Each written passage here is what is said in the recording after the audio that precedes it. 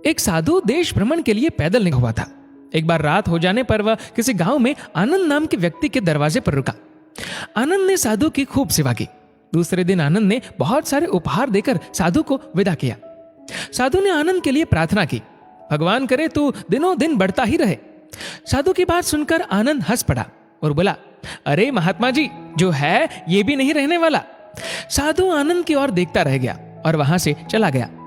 2 वर्ष बाद साधु फिर आनंद के घर गया और देखा कि सारा वैभव समाप्त हो गया है।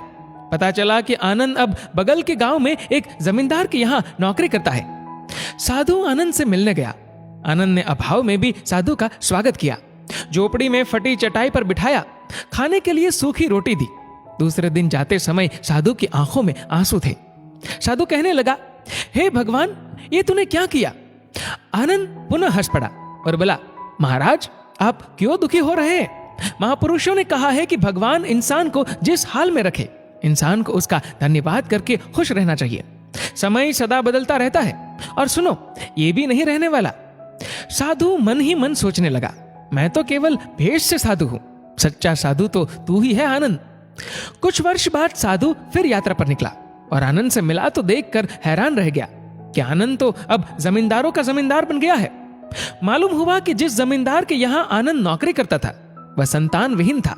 मरते समय वह अपनी सारी जायदाद आनंद को दे गया। साधु ने आनंद से कहा, अच्छा हुआ वो जमाना गुजर गया, भगवान करे अब तू ऐसा ही बना रहे।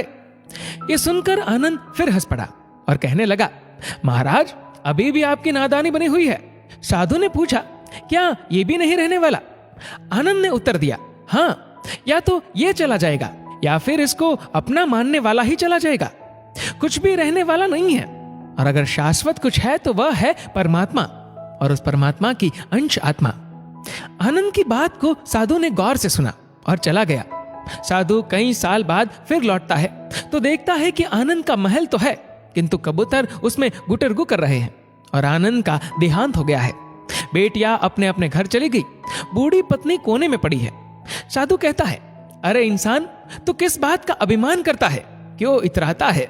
यहाँ कुछ भी टिकने वाला नहीं है। दुख या सुख कुछ भी सदा नहीं रहता। तू सोचता है पड़ोसी मुसीबत में है और मैं मौज में हूं, लेकिन सुन, न मौज रहेगी और न ही मुसीबत। सच्चे इंसान वे हैं जो हर हाल में खुश रहते हैं। मिल गया माल तो उस माल में खुश रहते हैं, और हो गए बेहाल तो उस हाल में खुश रहते हैं।